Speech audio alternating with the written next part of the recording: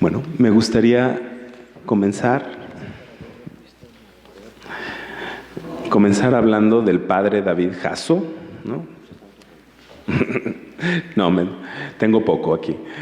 Sacerdote de la Arquidiócesis de Monterrey, colabora como vicario en la Parroquia del Rosario y como secretario ejecutivo de la Vicaría de Pastoral de Monterrey. Fue parte del equipo redactor del PGP y desde 2019 secretario técnico del Consejo de Presidencia para el Proyecto Global de Pastoral 2031-2033. Y sin más, pues lo dejo. Gracias, muy amables. Gracias por la invitación, por la oportunidad de estar aquí al iniciar esta semana de formación en pastoral social. Sin más preámbulo, con lo que ya hemos comenzado para enmarcar esta semana, quiero agradecer también el hecho de primerear que ha tenido esta comisión episcopal. Al momento en el que nos presentaban el objetivo de la semana y cómo surge prácticamente esta iniciativa de formación, lo enmarcan excelentemente bien en una de las opciones del proyecto global, como es la opción por una iglesia comprometida con la paz y las causas sociales, y por supuesto el hecho de incorporar la doctrina social de la iglesia como ese eje transversal en la formación de los agentes de pastoral. Bienvenido, Monseñor Miranda. Y cuando hablamos de eje transversal, pues podemos imaginar, por ejemplo, una plática prebautismal 2, donde se hable ya de apostolado social. Porque mi primo lleva 3 veces que es padrino y ha recibido la misma plática 3 veces en 3 años. Es famoso mi primo, yo creo, ¿verdad? Que lo invitan muy seguido. Pero ¿qué pasa si en la parroquia podemos ofrecer la plática 1 con lo básico y saber si viene alguien a tomar otra vez la plática, ofrecerle una 2, un nivel 2, donde ya se integren elementos de otro tipo en relación con el compromiso bautismal, y hasta una tercera con algún otro contenido? Eso es una visión práctica de cómo la doctrina social puede integrarse de manera transversal en cualquier catequesis y poder trabajar, pues ahora sí que con esa interlocución e interacción entre las pastorales. Y voy a la parroquia y voy así al punto más concreto, porque es de ahí donde surgen las iniciativas también. Ojalá que después de esta semana nos pase como a Cantinflas, que explica la doctrina social de la iglesia en El Padrecito. Padre Sebastián, he sabido algo que me preocupa profundamente. Comprendo que lo guía una buena intención, pero me veo en la necesidad de llamarle la atención. Don Silvestre me mandó llamar para darme una queja. Se trata de que en las primeras lecciones del catecismo les ha metido usted en la cabeza a los niños ciertas ideas que considero altamente perjudiciales. ¿Cómo cuáles, padre? Pues les ha dicho a los chicos que hagan ver a sus padres que el esfuerzo de su trabajo debe estar en proporción al salario. Ah, eso sí. Que si cobran más que trabajan, que cobren menos. Pero que si trabajan más que cobran, pues que cobren más. Y usted sabe que esas teorías ya han empezado a armar líos y que varios obreros se han presentado a don Silvestre pidiéndole aumento en el salario. Ah, pues qué bueno. Bueno, ¿por qué? Recuerde usted que se ha de procurar que las riquezas no se acumulen en manos de los ricos y que se repartan entre los trabajadores. Pero eso es comunismo. No, doña Sara. Esa es la encíclica de su santidad Pío XI.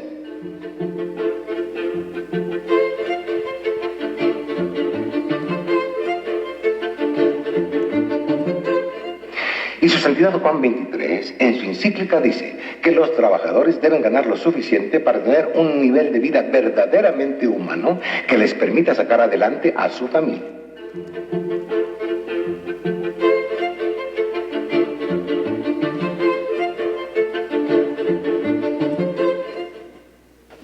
Pero la forma en que usted lo enfoca puede traer problemas. Pues no lo creo, porque su santidad León XIII, allá por el año de 1891, ya lo decía en su encíclica, que el Estado debe ayudar a la clase proletaria, porque del trabajo y el esfuerzo del obrero salen las riquezas de los estados.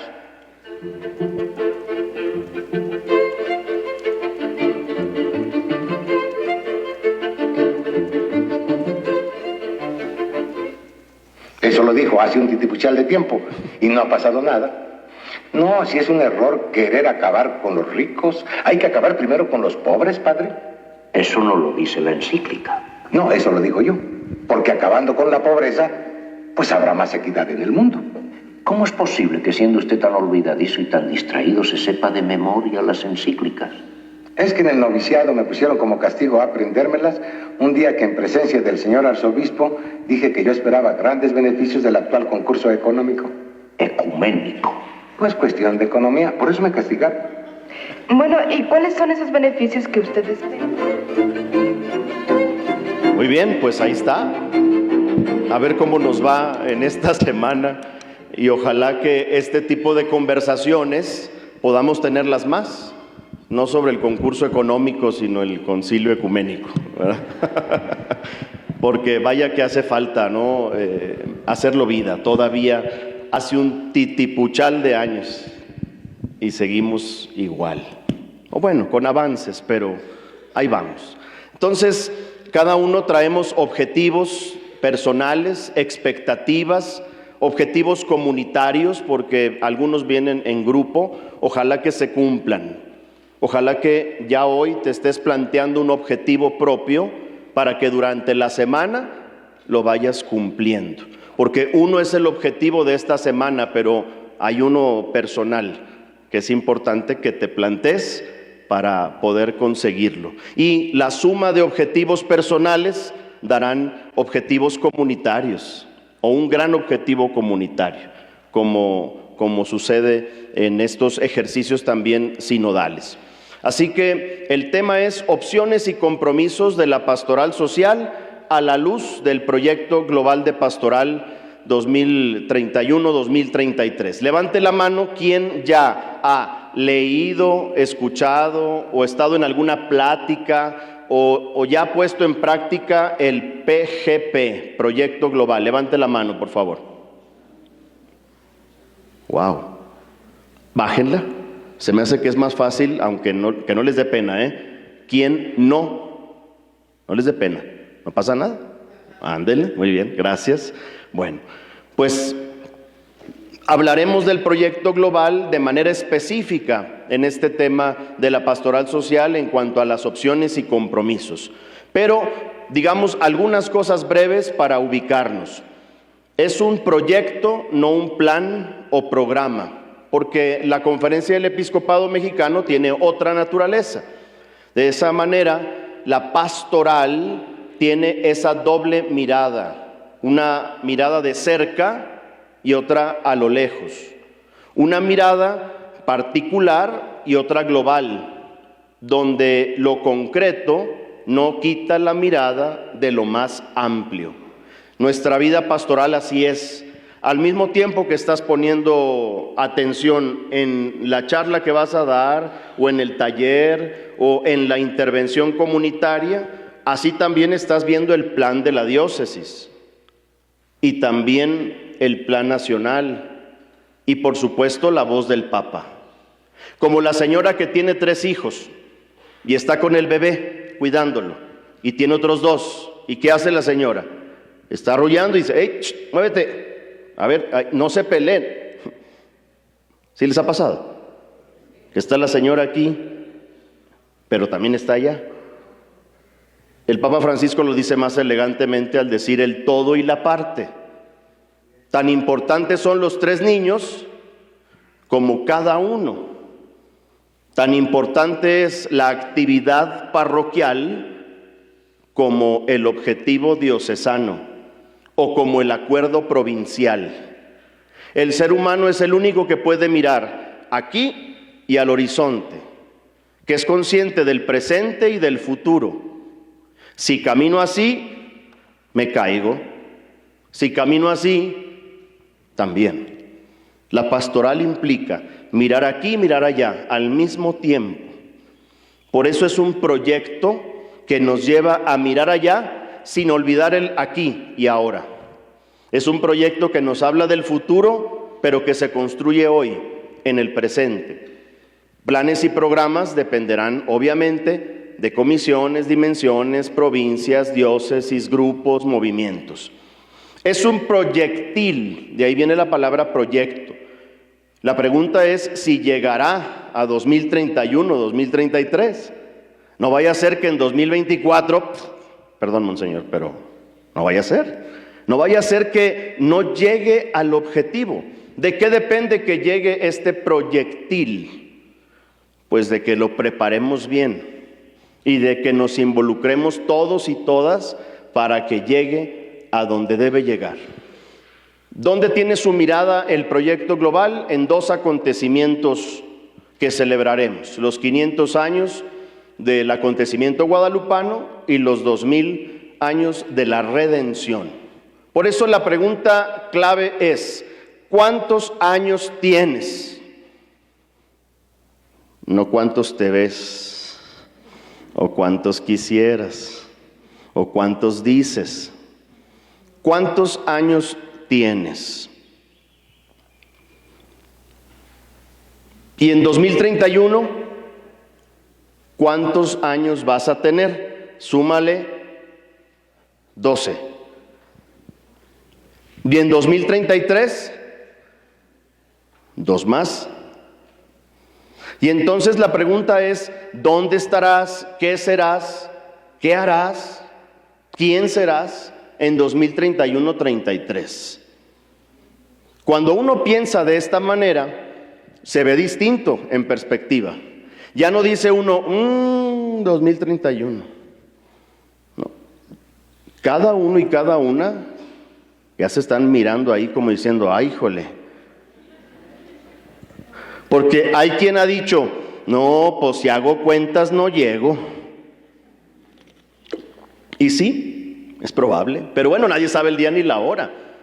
Podrás estar muy joven o podremos estar y no llegar. Lo importante no es eso, sino qué es lo que hoy pones para que ese proyectil llegue. De tal manera que la pregunta es cómo llegar a que se dé esa llegada, ¿sí? ¿Cómo hacerle? Y miren, el contexto de estas opciones y compromisos pastorales, el contexto de lo que se está planteando la Iglesia en México, de lo que nos estamos planteando, es un contexto mundial, porque los obispos han dicho 2031-33, pero ya la ONU desde el 2015 dijo Agenda 2030, los Objetivos del Desarrollo Sostenible. El mundo está mirando hacia allá.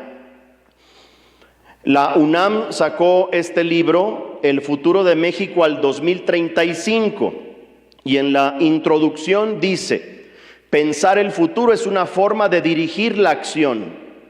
Una visión de futuro es indispensable para orientar cualquier labor. Y dice también el mismo autor, pensar el futuro implica darle rumbo al quehacer, pero también una evaluación del presente y una mirada retrospectiva.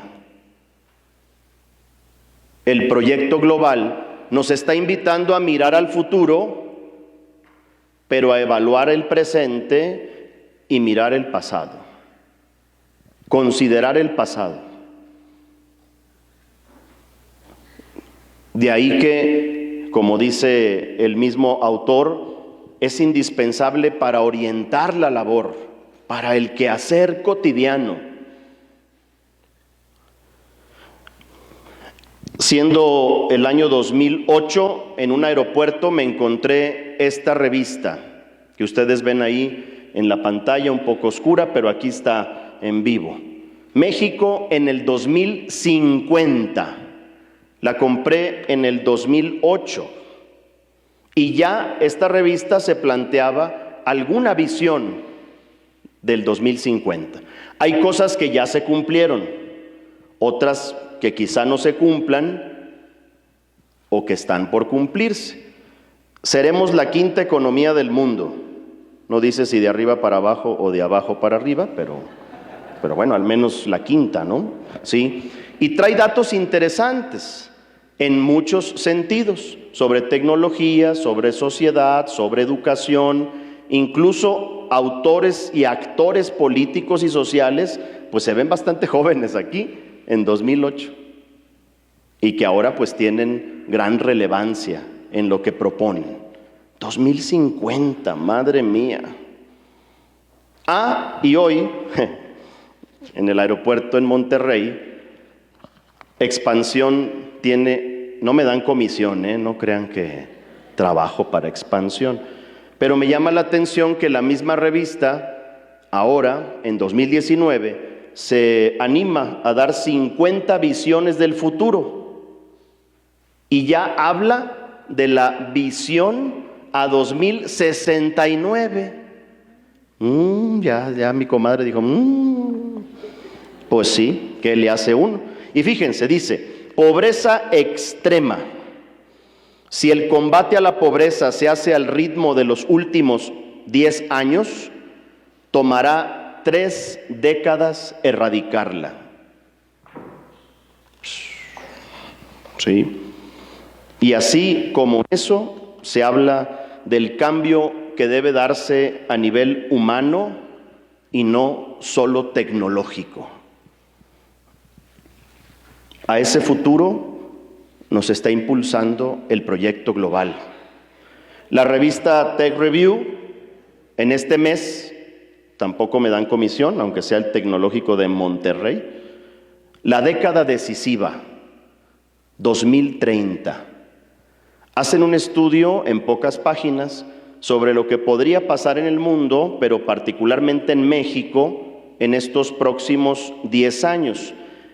Dice, podemos cambiar el futuro del planeta, pero, por ejemplo, un dato.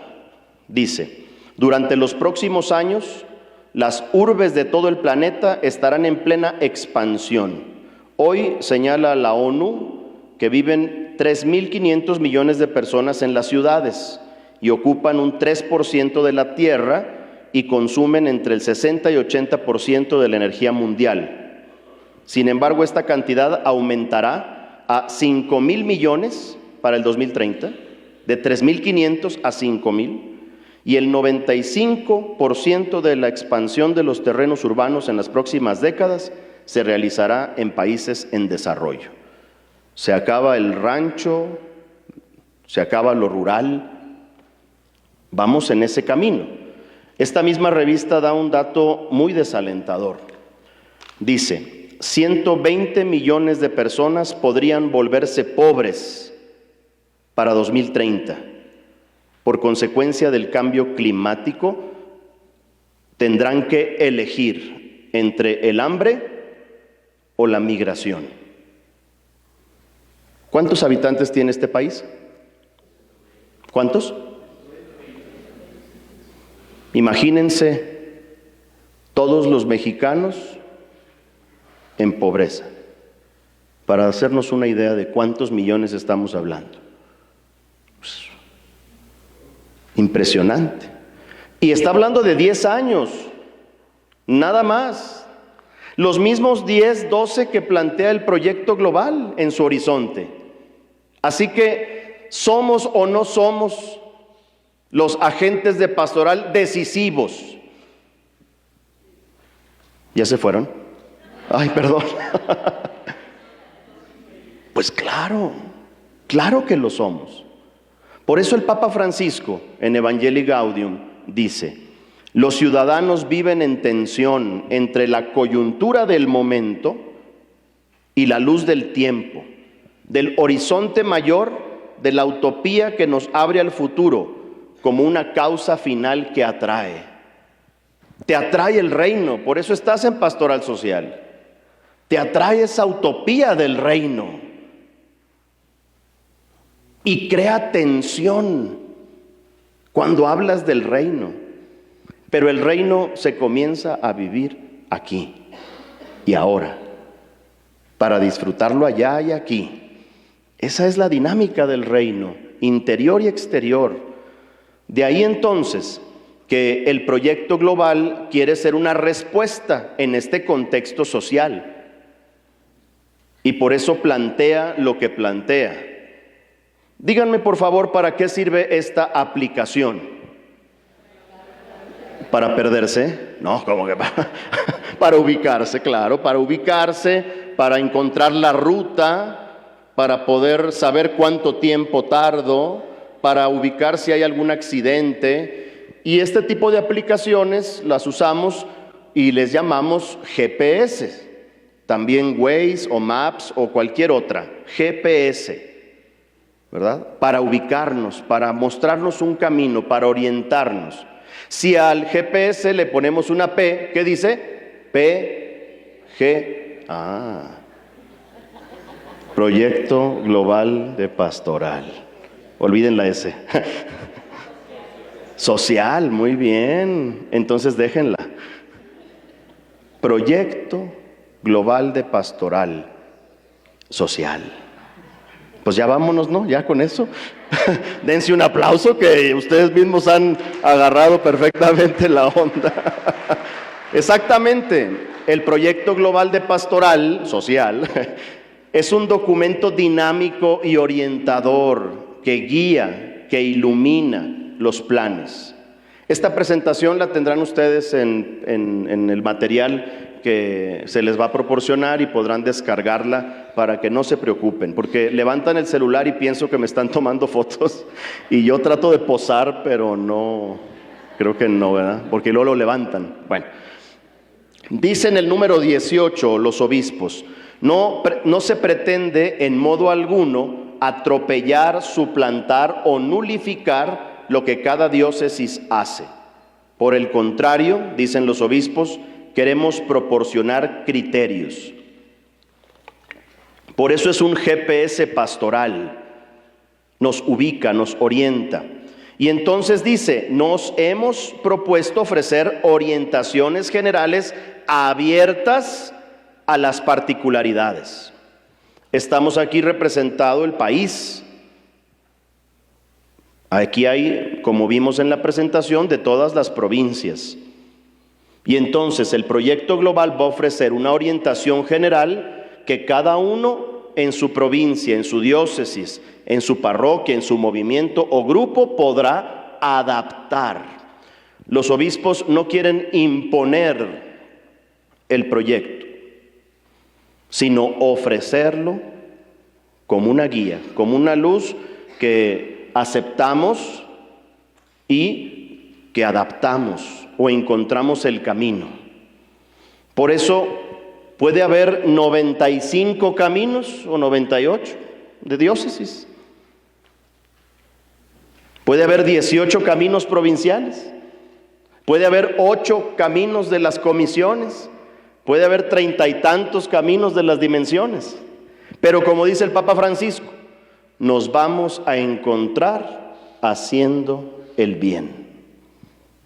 Cada quien va a andar por su rumbo, porque una cosa es del migrante, las personas migrantes, los hermanos migrantes y lo que necesitan, y otra quienes están en los penales. Son distintas las necesidades. Una es la intervención comunitaria que se hace para una cuestión de la ecología o del medio ambiente, y otra muy distinta la que se hace en el ambiente del trabajo. Y en el mismo trabajo hay una diversidad tremenda. Por eso entonces, cada uno iremos buscando el camino. Lo importante aquí es que el proyecto global es la voz de los obispos que primerean, que dan el primer paso. Y así hay que entenderlo, como el primer paso, aquel de Pedro en la pesca milagrosa. Voy a pescar, y los apóstoles dicen, vamos contigo. Si el obispo dice, voy a pescar, ¿qué decimos nosotros? Vamos contigo.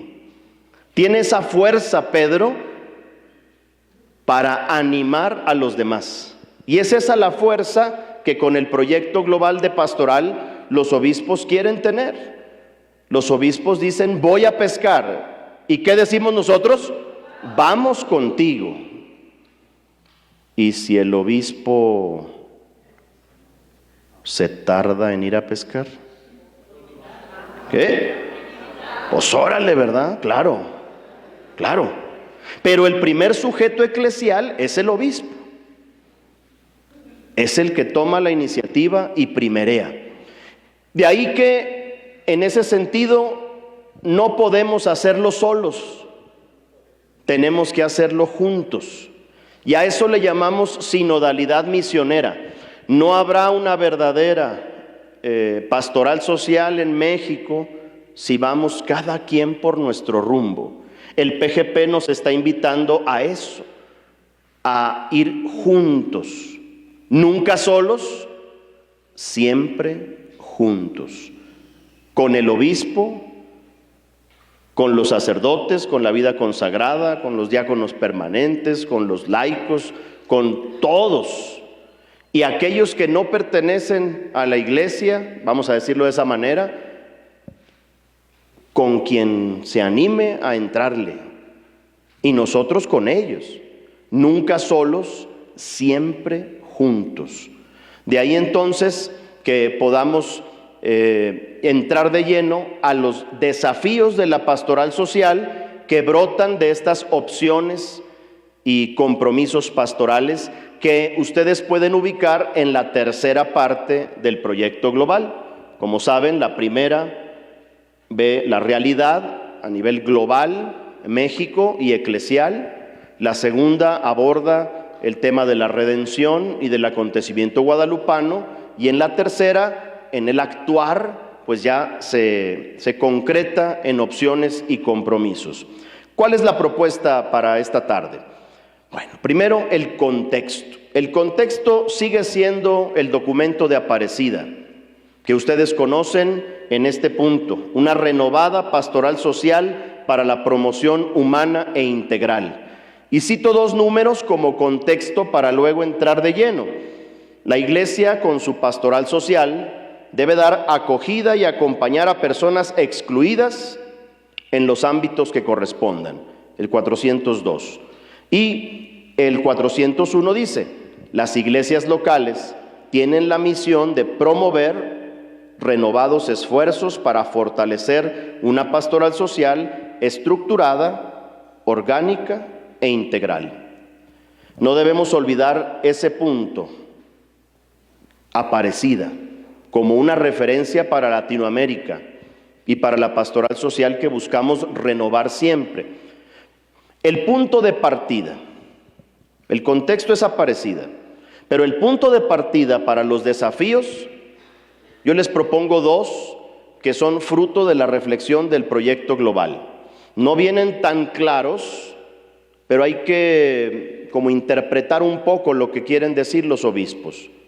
Los obispos hacen un ejercicio de memoria con este proyecto, porque nos impulsan a los acontecimientos, a la celebración, acontecimientos del pasado que impactan en el presente y que se proyectan al futuro. Y el otro ejercicio es el de examen de conciencia. En el número 4 del proyecto global, los obispos dicen, la fe como memoria pone al creyente en movimiento, y entre la memoria que se expresa de lo que no se hizo cristianamente y de lo que falta por hacer, se abre un camino por el que el creyente se mueve hacia un futuro de plenitud. Ellos reconocen que hay cosas que no se han hecho y que entre lo que no se ha hecho, lo que falta por hacer, ahí hay un camino y una esperanza. ¿Cuál es el ejercicio que podríamos hacer en la diócesis, en la provincia? Un ejercicio de memoria agradecida. Que cada dimensión de pastoral social, comisión, que cada pastoral relacionada con el tema reconozca lo que se ha hecho en la diócesis, lo que está en los planes pastorales, lo que se han planteado los señores obispos. E imaginen esto en la parroquia, que el equipo de pastoral social se reúna y que identifique al menos 5 cosas que con memoria agradecida pueda decir: gracias a eso, hoy estamos aquí. Hermanos y hermanas, no olvidemos lo que otros han hecho. Uno de los principales problemas es: muerto el rey, viva el rey. Y llega el nuevo o la nueva y dice: siempre se han equivocado, ahora yo. ¿Sí?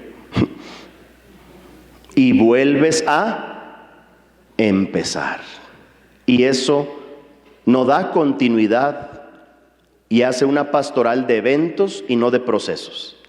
Y lo que buscamos es que la pastoral social sea de procesos, que incluye eventos. Así que el punto de partida en los desafíos es la memoria agradecida.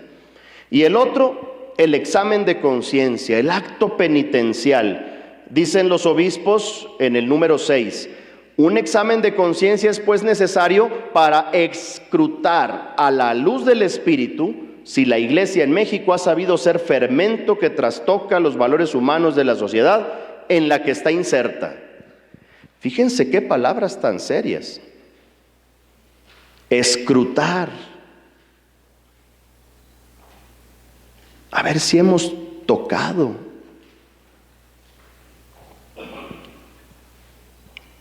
Ojalá que la diócesis y la provincia, que el grupo, tenga un ejercicio de examen de conciencia.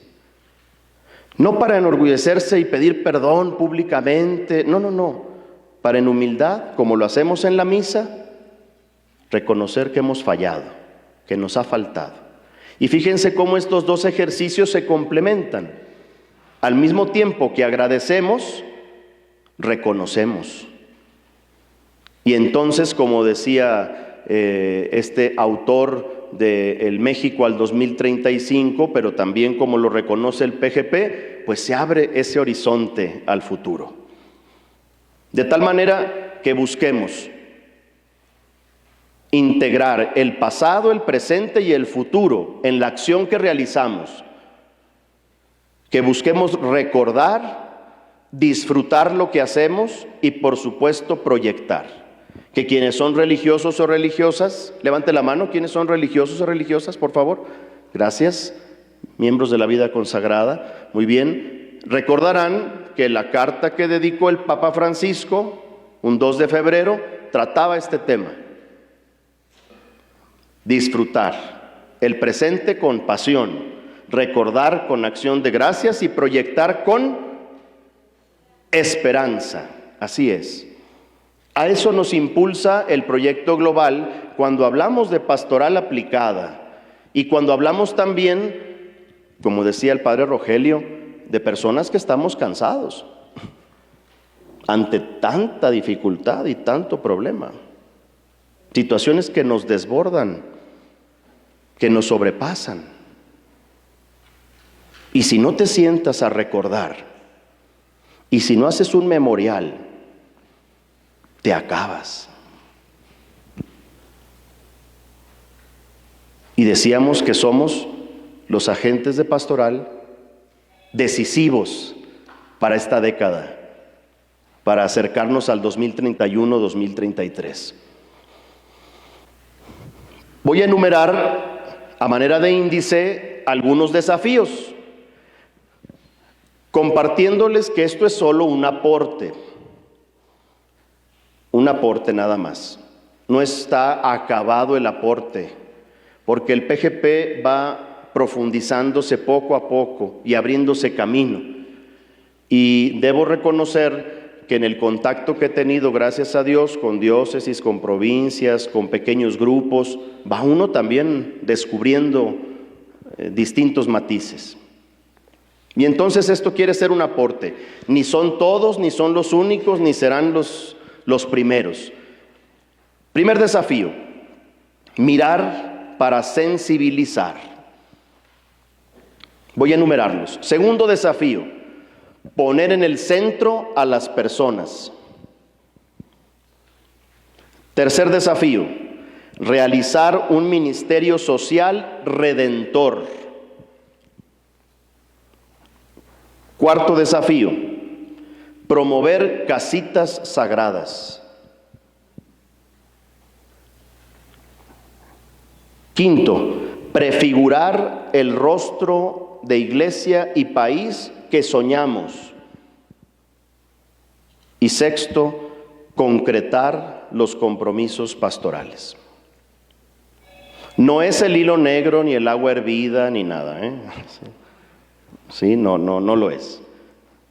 Pero es aquello que se emana del PGP así como muy a la vista, y que podemos encontrar juntos un rumbo para esto.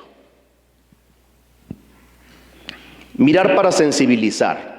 La primera parte del proyecto global, como saben, trata el tema del cambio de época, y es lo que ven los obispos. Leo solamente lo rojo: un cambio de época, un giro histórico, una nueva cultura que desdibuja la figura humana, la negación de la primacía del ser humano, una verdadera crisis antropológico-cultural. Estamos viviendo este cambio de época en el que no está cambiando algo, sino cambia alguien, cambia la persona. Es una crisis del ser humano, y para los jóvenes y adolescentes de hoy es muy normal esto que está pasando. Las transformaciones se dan de muchas maneras. La manzana que por dentro es naranja y sabe a limón, como las aguas frescas del Chavo. Sí. Así se dan, con esa confusión y esa diversidad. Por eso la cultura del descarte de la que habla el Papa Francisco es este punto de partida del proyecto global. Esta negación de la dignidad, esta crisis antropológica, pero que mejor él diga unas palabras. Estamos viviendo una época de crisis muy grave, muy grave. No es solamente una crisis económica, es un aspecto. No es solamente una crisis cultural, es otro aspecto. No es solamente una crisis de fe. Es una crisis en la que el hombre es quien sufre las consecuencias de esa inestabilidad. Hoy día está en peligro el hombre, la persona humana. Está en peligro la carne de Cristo. Ojo, que para nosotros toda persona, y más si está marginada, si está enferma, es la carne de Cristo. O sea que el trabajo de Cáritas, sobre todo, es darse cuenta de esto. Hay un midrash muy lindo de un rabino del 1200 más o menos, ¿no? De Edad Media, y que cuenta la construcción de la historia de Babel. Y claro, a ellos les costaba mucho hacer los ladrillos, tenían que buscar el barro, amasarlo, poner la paja, armarlo, cocinarlo. Entonces subían los ladrillos a la torre para hacerla más alta. Cuando se caía un ladrillo, era un drama. Castigaban al que lo había tirado, castigaban a otro. Era prácticamente un problema de Estado, porque había costado tanto, era un tesoro un ladrillo. Si caía un obrero, no pasaba nada. Este midrash refleja lo que está pasando ahora. Hay desequilibrio en las inversiones financieras, gran drama, gran reunión internacional, todos se mueven. Se muere de hambre, se muere de enfermedad la gente, y bueno, que Dios te ayude.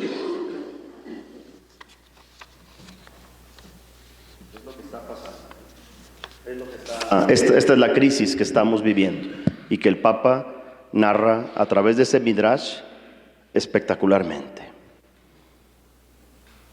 El PGP no es una enciclopedia, no agota la realidad, pero presenta esa realidad que dependerá de cada uno, de cada una, ir actualizando, profundizando, enriqueciendo.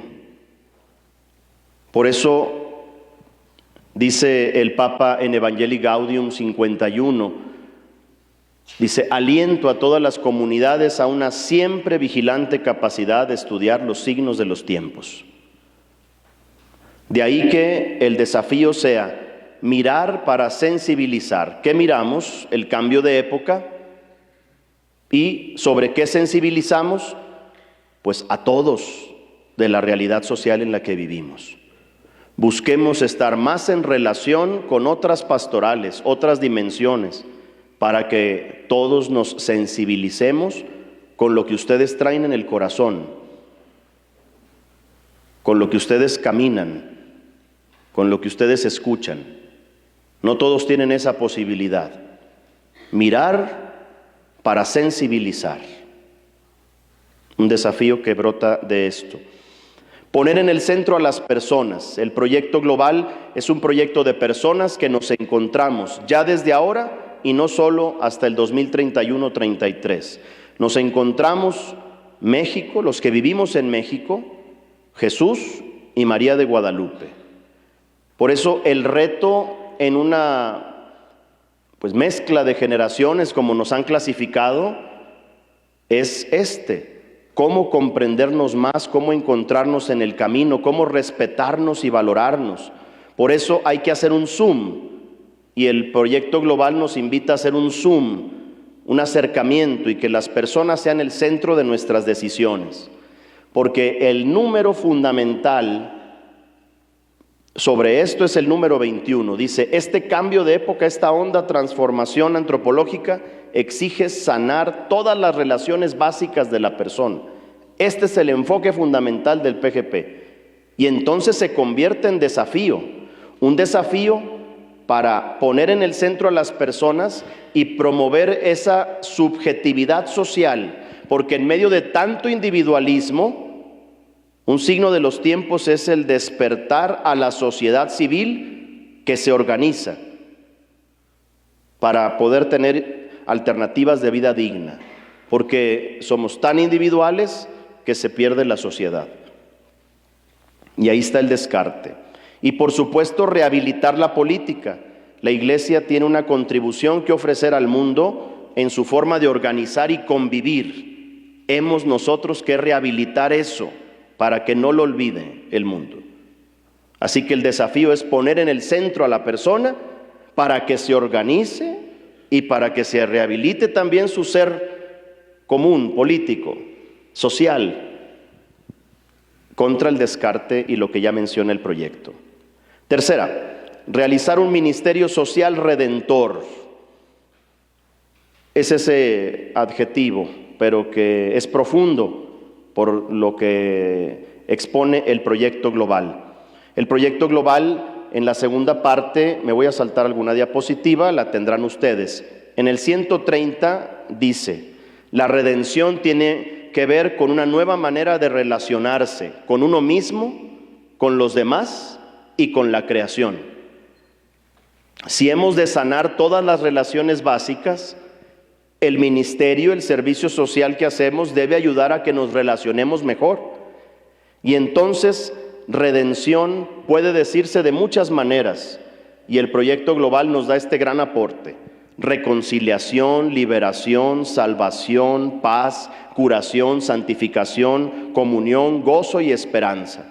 Si tuviéramos una pequeña iniciativa para cada una de estas palabras, sería un ministerio social redentor. Pero no digo que no se tenga, ya se tiene, pero la memoria agradecida nos va a ayudar a reconocer que ya lo hacemos, y a realzarlo, y a promoverlo, y a compartirlo. Por eso, realizar un ministerio social redentor tiene que ver con la ternura y la cercanía, y con una gama amplia de ministerios sociales de los laicos. Nosotros estamos en picada, en caída libre. Somos cada vez menos religiosas, menos religiosos, menos sacerdotes. Y entonces los laicos tienen que seguir surgiendo y creciendo y desarrollándose. Levante la mano los laicos que están aquí. Amén. Qué bueno, qué bueno, que son la mayoría.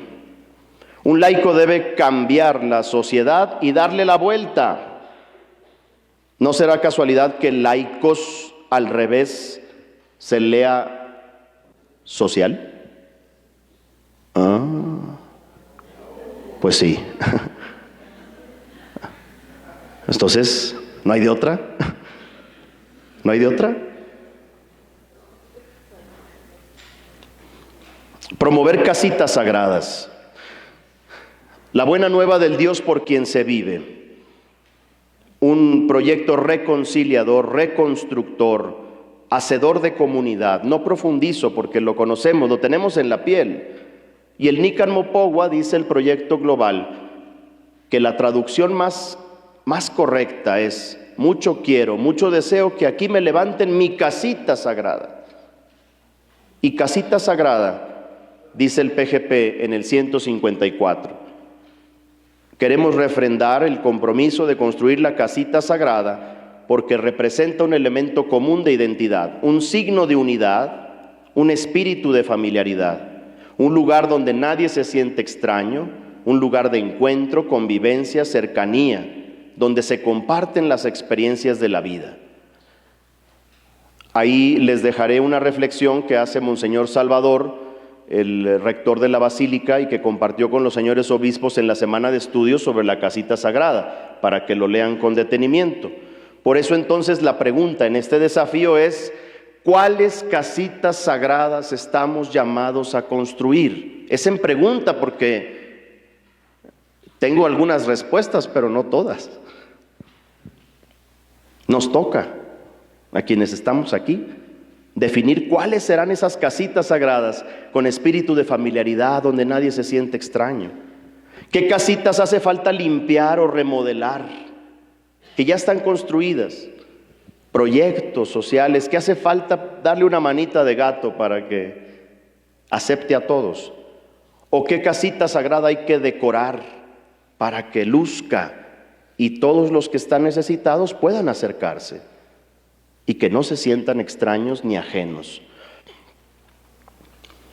Prefigurar el rostro de iglesia y país que soñamos. Y dice prefigurar porque al momento en que esta comisión y sus dimensiones y ustedes están primereando, tienen que dar pasos agigantados para decirnos cómo vivir las 6 opciones pastorales. El proyecto global se plantea 6, pero ¿qué son? ¿Cómo se viven? No explica mucho el proyecto. Pero a ustedes, a esta pastoral social, toca el prefigurar, el adelantarse, el delinear un poco esas características que conocemos de acuerdo al proyecto. ¿Sí? Una iglesia que anuncia y construye la dignidad humana, una iglesia testigo de la redención, una iglesia pueblo, una iglesia misionera y evangelizadora, ¿sí? Una iglesia comprometida con la paz y las causas sociales, una iglesia que comparte con los jóvenes la alegría de tener un país lleno de esperanza, ¿sí? Que comparte ese deseo. De ahí entonces que ustedes deben ayudarnos a prefigurar esas opciones, ¿sí? Y la pregunta es: ¿cuáles son las opciones o decisiones que urge tomar en tu diócesis, en tu provincia? ¿Cuáles estás tomando y cuáles estás sintiéndote llamado o llamada a tomar con tu obispo, con tu párroco, con tu director de dimensión o de área? O si lo eres, entonces, ¿cuáles te está moviendo el espíritu? El episcopado mexicano ha dicho que este trienio se enfocará en 3: migrantes, jóvenes y sacerdotes. Y en ese camino estamos. Para terminar, el último desafío: concretar los compromisos pastorales. Son 35 compromisos que habremos de considerar en planes y programas, de manera libre, de manera voluntaria, pero con esperanza. Miren, solamente en un vistazo, ¿ustedes pueden detectar las estrellitas que están ahí? ¿Sí? Bueno, cada una de esas estrellas corresponde a un compromiso de los 35 que tiene que ver con la pastoral social. Y ahí van. Y ahí todos. A una estrellota. De 35, unos 16, 18, 22, que la comisión ha ido descubriendo como eminentemente sociales. Por eso entonces el desafío es que todos los grupos y movimientos realicen un apostolado social, porque el apostolado social concreta el compromiso. El compromiso es amplio, pero se va a concretar en proyectos, sí, en acciones, en apostolados sociales muy específicos que todo grupo, movimiento o agrupación pueda tener. De esta manera, termino con una última diapositiva. Ustedes tendrán unas cuantas más ahí para reflexionar. Entremos en diálogo e interacción con el proyecto global. Cada quien, dependiendo su circunstancia y su interés, profundice y ponga en diálogo al plan pastoral de la diócesis o provincia con el proyecto, al plan de pastoral social con el proyecto, al carisma de la comunidad o grupo con el proyecto, de tal manera que estos desafíos que hemos enunciado puedan encontrar un cauce. Los obispos han reflexionado hace 2 o 3 semanas sobre la espiritualidad. Esperamos que a partir de noviembre surjan iniciativas para poder vivir todo esto desde una espiritualidad como proyecto global de pastoral. Muchas gracias a todos y todas por lo que hacen, por lo que nos enseñan, por lo que hacen por este país y por ser una pastoral social que primerea. Muchas, muchas gracias.